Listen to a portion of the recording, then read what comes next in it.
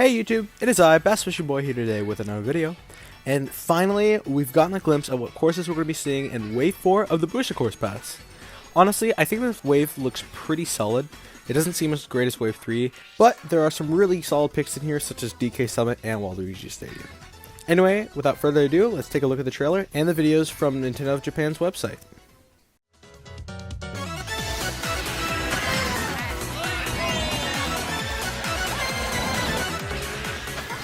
Alright, so first we got to see Singapore Speedway from Mario Kart Tour, and I'm personally pretty excited for it. It looks great in Mario Kart 8, and I'm loving the vibrant colors that the track gives off. It's also a pretty fun course in Tour, and carries a ton of charm. Speaking of which, they actually have kept the inner tube Goombas from Mario 3D World, and the giant blimp that flies around the track. Speaking of the blimp, it seems that they've actually removed the Mario Kart Tour logo, and just kept it as Mario Kart. So that's kind of weird. Other than that, though, the course seems unchanged from Tour, and I am looking forward to racing on it. With that, let's take a listen to the music.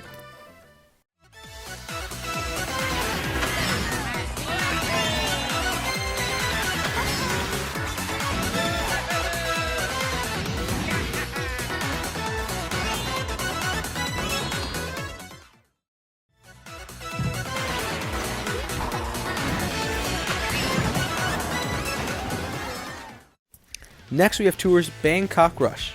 Sadly, I'm not a fan of the washed out sunset, as the big thing that made this course stand out in Tour was the beautiful orange sunset that accompanied the race.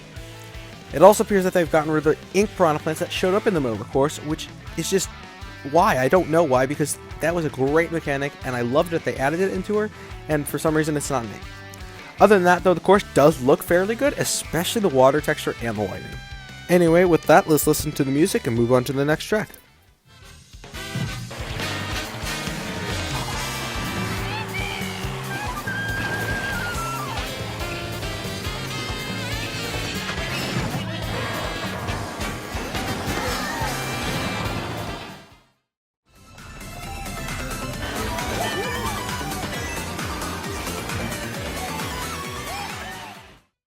Finally, we're getting a Wii track that didn't appear in Mario Kart 7.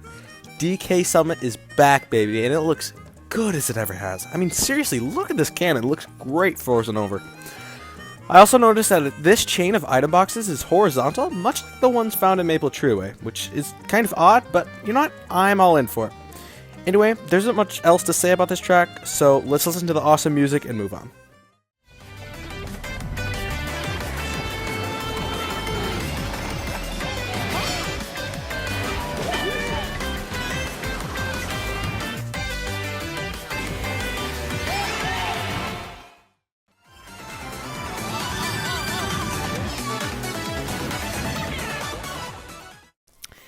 Yeah, another city course is being added, I know.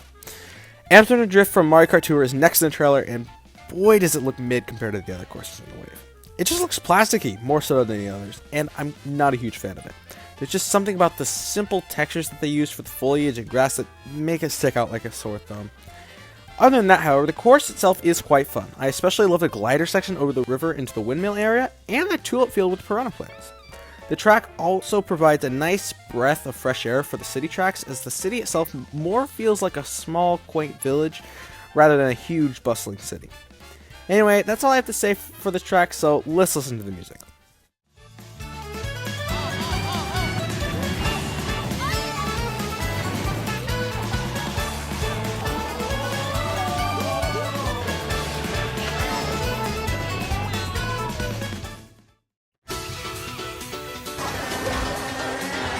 Next up is the GBA's Riverside Park, and boy, this course looks gorgeous.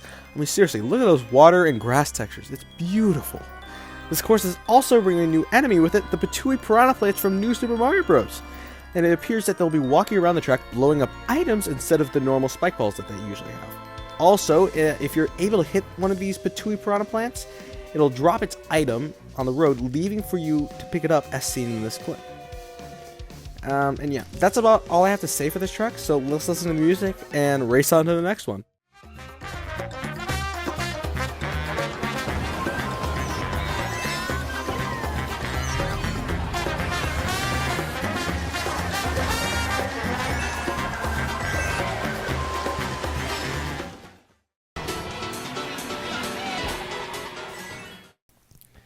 Alright, hot take on this one, but I am actually pretty excited for DS Mario Circuit. I know many people really wanted Airship Fortress to be in this spot, but I really like this course of Mario Kart DS, and I cannot wait to get drifting around the corners that were just made for charging mini turbos.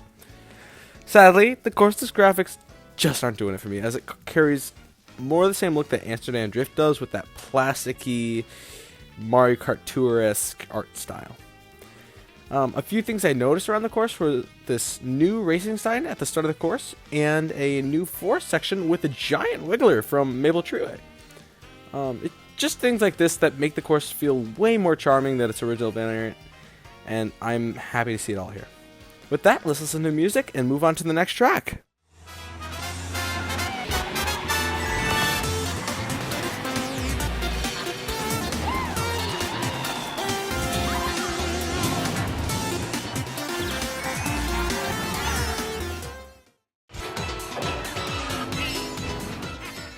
Alright, so the first Double Dash track that we're getting in the Booster Course Pass is Waluigi Stadium, and it looks spectacular. I really love how it looks like it just rained, and is newly constructed with all the construction equipment still laying around. I also noticed a ton of differences from the original course, like for example, some of the Mecha Piranha plants now face upright instead of sideways, and have stacks of tires next to them to serve as obstacles. The biggest change that I saw was the addition of a new anti-grav path right at the end of the course. And what's cool about this path is, in order to get to it, it seems that you're going to have to take this half pipe. Meaning that the half pipe will actually have an actual purpose, instead of serving as a random addition like it did in Mario Kart Wii. In all, I'm really excited for this course, and I cannot wait to trick and jump off all the ramps. So with that, let's take a listen to the music.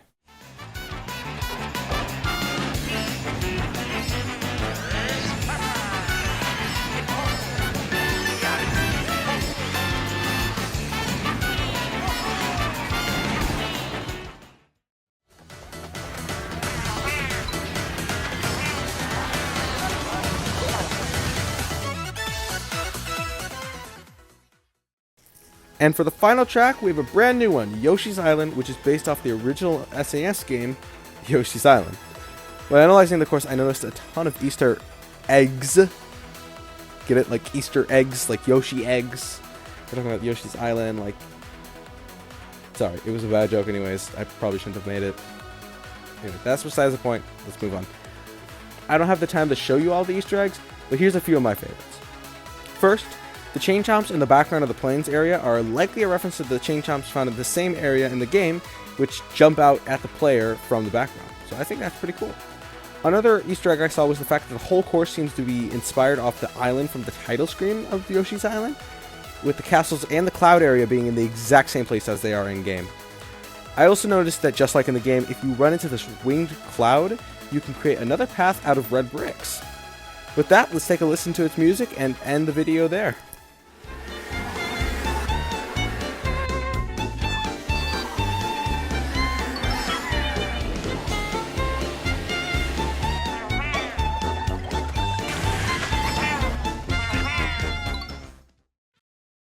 That'll be it for this video, guys. I hope you guys enjoyed it and are as excited as I am for this Wave of the Wizard Course Pass.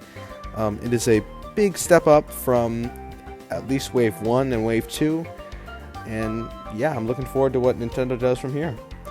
So with that, thanks for watching, and I'll see you guys in the next one.